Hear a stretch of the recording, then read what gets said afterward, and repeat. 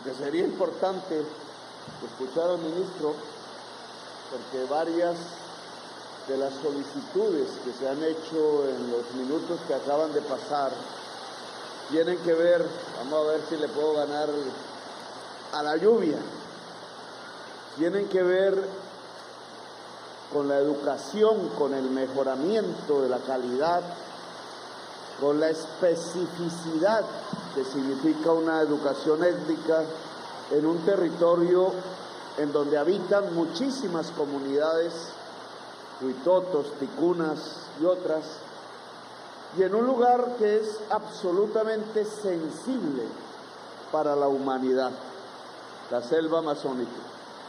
A ver los que se están mojando allá un poquito más adentro.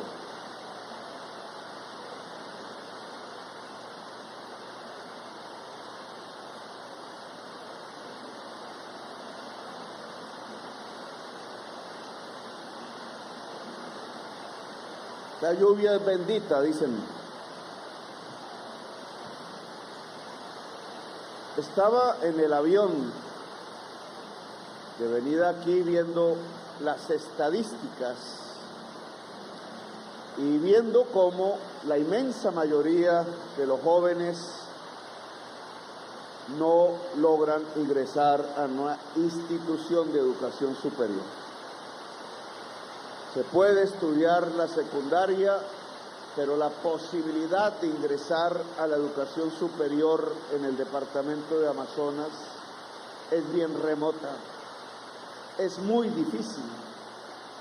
Apenas unas decenas de cupos en la Universidad Nacional y un poco más en la Universidad del Amazonas, y allí se concentra la mayor parte del esfuerzo.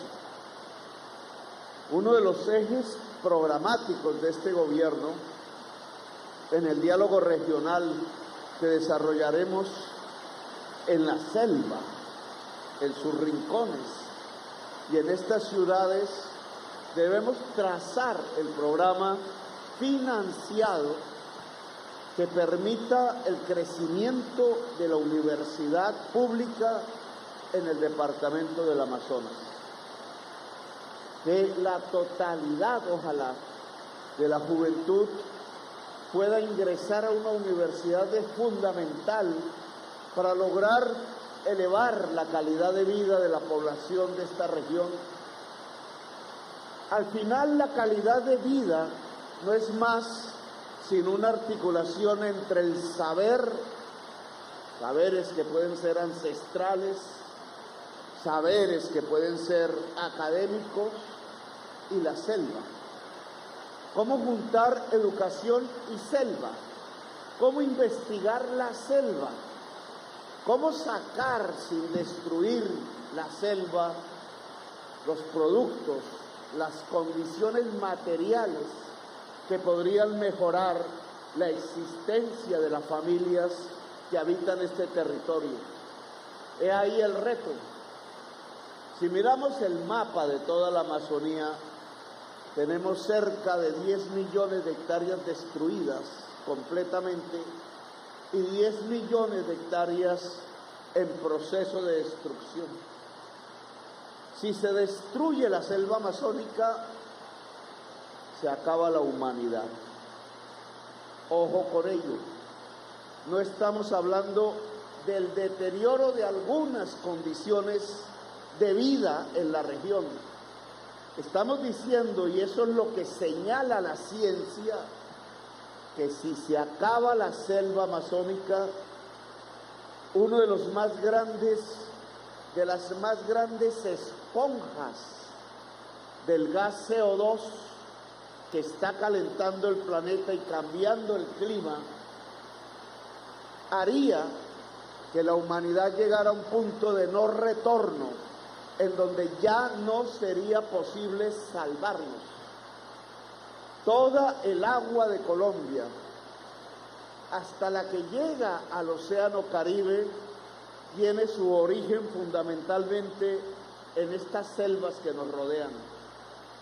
Son los ríos aéreos que salen de las copas de los árboles en forma de vapor que junto a la inmensa masa de vegetación, llevados por los vientos, llegan a los páramos de las cordilleras y allí, a través de la vegetación, se vuelve agua líquida, se vuelve riachuelo, quebrada, termina siendo el río Magdalena, termina siendo el río Cauca, terminan siendo los grandes ríos que llegan a la Orinoquía y a la Amazonía.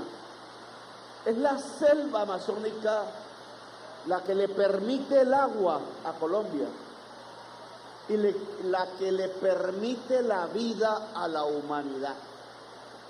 En ese lugar absolutamente esencial para nuestra existencia es que estamos hoy. Hay graves afectaciones, hay fuerzas y poderes que quisieran destruir la selva, es decir, la vida de la humanidad. A la cúpula militar aquí presente, a las fuerzas todas, tanto del ejército, de la fuerza aérea, de la armada, de la policía, yo les voy a dar una orden. Salvar la selva amazónica es un asunto de seguridad nacional y de seguridad humana. Tenemos un plan que sirve esta reunión para publicarlo, para dialogar, para comunicar con la sociedad misma. Nosotros estamos convencidos que si 100.000 familias amazónicas puedan recibir un ingreso mensual durante 2 décadas, al menos, cumplidamente, con un primer objetivo: dejar nacer la selva allí donde ya se ha quemado, allí donde solo hay potrero, o cuidarla allí donde es vulnerable, podremos rescatar 21 millones de hectáreas para recuperar la frontera natural de la selva, sobre todo en el Guaviare, sobre todo en el Caquetá, sobre todo en los departamentos donde la quema voluntaria y humana de la selva la está completamente destruyendo. Ese es un programa social, va a depender del Ministerio del Medio Ambiente, va a depender de las entidades territoriales. Queremos comenzarlo desde este año, queremos que sea un tema de debate en la próxima reunión de la COP número 27. Queremos que sea uno de los ejes de la lucha de la humanidad contra la crisis climática. Allí tiene que construirse un fondo financiero de aproximadamente $500 millones al año, permanentemente, durante 20 años, para que las grandes empresas del mundo y los gobiernos más ricos sean capaces, si de verdad quieren adelantar la lucha contra el cambio climático, de financiarlo, sea a través de los bonos carbón, sea a través de aportaciones directas. Bonos carbón que no deben ser instrumentos, y en esto le pido a la policía una especial vigilancia, para especular financieramente con las comunidades indígenas. Aquí llegan gentes de empresas, de algún tipo de organización con ánimo de lucro, conocedores de estos mecanismos de financiación internacional para recuperar el equilibrio entre el ser humano y la naturaleza, que sacan firmas de las comunidades indígenas para representarlas con una sola finalidad: ir a París, a Nueva York, a Bruselas, a Japón, recoger con esas firmas dineros que se suponen deberían ir a las comunidades para ayudarnos en el cuidado de la selva y se evaporan por allí. Es una estafa a escala internacional y es el Estado el que tiene aquí que tomar su responsabilidad central y construir los instrumentos que salven la selva amazónica y que al mismo tiempo permitan el fortalecimiento de las comunidades indígenas, de las culturas, de sus reservas y al mismo tiempo puedan permitir que las familias mestizas de la Amazonía toda puedan encontrar en salvar la selva su mecanismo fundamental de subsistencia y de calidad de vida. Al lado de salvar la selva, de recibir algún dinero por cuidarla, tenemos que desarrollar un tipo de actividad económica específica que se llama bioeconomía, que consiste en descubrir de la hierba, de las matas, de los árboles, de la vegetación, de los animales incluso, sin hacerles daño, mecanismos para vender en el mercado y florecer como pueblos. A eso se le llama bioeconomía. Allí es esencial el saber tanto ancestral como el saber académico y la investigación científica.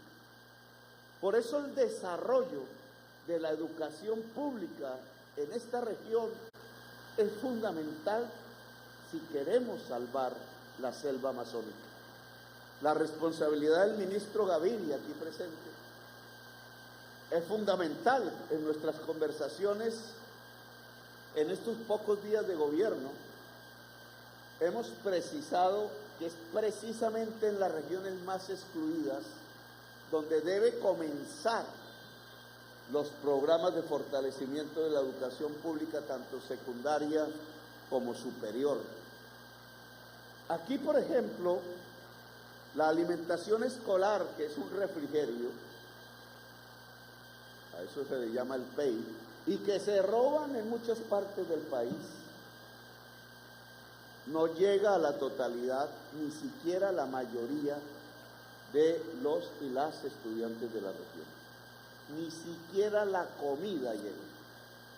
El dinero para comprar la comida.